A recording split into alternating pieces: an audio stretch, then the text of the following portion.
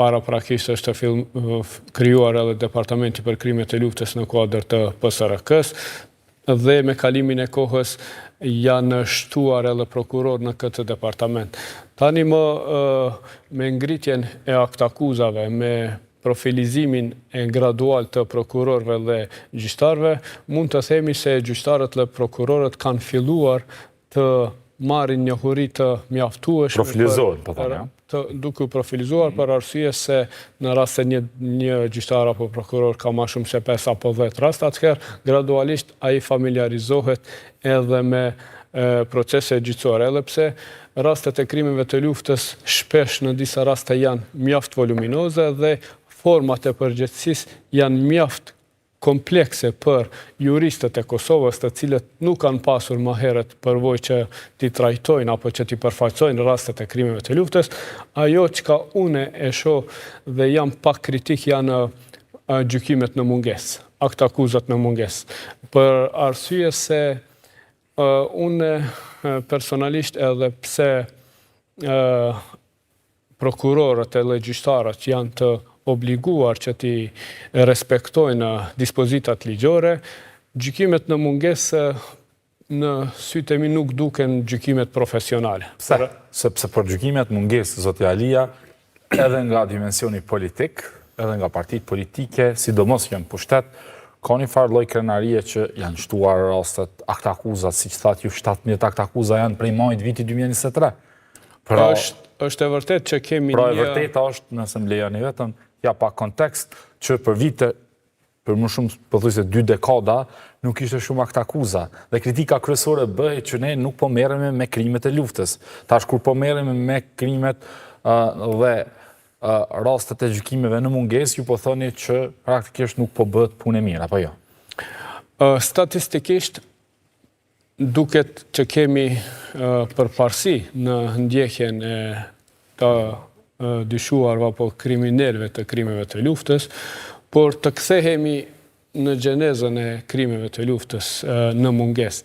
Ne e dim që Tribunali i Penal Ndërkombëtar për ish Jugosllavi nuk ka patur gjykime në mungesë. Me njëherë pas përfundimit të luftës, Serbia ka akuzuar personat në mungesë. E ka akuzuar Bill Clintonin, Tony Blairin, Javier Solanën e tjera, i ka dënuar ka 20 vite. Dhe çfarë efekti kanë patur po ato gjykime në mungesë? Zero. Më shumë politik. Megjithatë, ky ishte zinxhir politik. Edhe sot e kësaj dite, Serbia ka filluar procese gjyqësore në mungesë dhe për mua gjykimet në mungesë nuk mund të ofrojnë për palët barazit të armëve. Pra nuk munden me qenë palët e njëjta në procedurë. Dhe në anën tjetër, në asnjë rast mbrojtja nuk do të jetë efektive. Për arsye se caktohen avokatët sipas detyrës zyrtare, të cilët asnjëherë në karrierën e tyre ndoshta s'kan patur një rast të krimeve të luftës të cilin e kanë përfaqësuar. Nuk po flas vetëm për Kosovën, po flas në përgjithësi. Dhe sigurisht standardet apo kushtet strikte të cilat kërkohen që të aplikohen tek procese gjyqësore në mungesë, të cilat i kërkon praktika e gjykatës evropiane për drejtat e njeriut, sigurisht që mbrojtja jo efektive, jo barazia e palëve në procedurë, sigurisht të gjitha këto kanë me qenë sfidat në të cilat do t'i përcjellin këto procese. Mirë, por ne po ashtu e dim që është një vërtet kështu e fuqishme që qëndron që Serbia nuk është se ka pas një bashkëpunim të mirë në raport me Kosovën dhe prandaj sigurisht shtuan një nevojë që të ndërmerret diçka e mos të lihen çështja e krimeve të luftës aty në sirtar, pra dëshmi të caktuara të cilat janë bartur për vite dhe mos të merret kurrë. Si ja bëjmë mirë? Çenka keni kritikën, keni drejt në shumë atë që thoni, por si ja bën ndryshe? Është e vërtet që për shkak të mosbashkëpunimit mes Kosovës dhe Serbisë, mosbashkëpunimit mes prokurorisë së Kosovës dhe të Serbisë, ka këto ndryshimet ligjore, ku fillimisht prej vitit 2019 ka hyrë ligji për gjykimet në mungesë, dhe i njëjti ligj ka posuar edhe 2 ndryshimet ndërkohë në kodin e procedurës penale. Sa herë janë ndryshuar ligjet për gjykimin në mungesë apo për procese gjyqësore në mungesë, gjithnjë janë zbutur kushtet. Fillimisht, ligji i parë ka parashikuar që të akuzuarit i dërgohet 5 herë ftesa në adresën. Tani më gjykimet në Kosovë fillojnë dhe gjykata nuk ka prova që i akuzuari ka dijeni që procesi ndaj tij është duke u vazhduar në mungesë. Ajo që ka parashikuar ligji aktual thot që të janë shfrytzuar të gjitha ftesa, thirrja, letërheqtimi e tjera dhe në fund të publikohet ftesa dhe aktakuza në gazetën zyrtare dhe websajtin e prokurorisë dhe të gjykatës.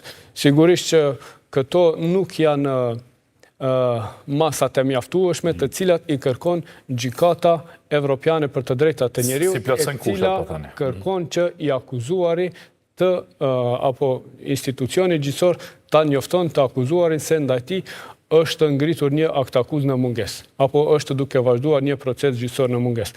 Dhe sigurisht që këto janë disa prej vërejtjeve të cilat unë personalisht i kam, sigurisht që ka juristë të cilat i përkrahin dhe ndoshta me drejt thonë që nuk ka opcion tjetër për arsye të mos bashkëpunimit, por ne me Serbinë në kohën e Uleksit kemi patur një farë bashkëpunimi dhe shkëmbimi dhe gjykatat politikat e Kosovës në dialogun apo politikanët e Kosovës në dialogun mes Kosovës dhe Serbi duhet të ashtrojnë në temën e diskutimeve edhe bashkëpunimin juridik mes Kosovës dhe Serbisë apo një bashkëpunim rajonal. Ka çështje të së kaluara që janë diskutuar në dialoget që janë edhe sot temë e diskutimi sikur se është çështja e të zhdukur.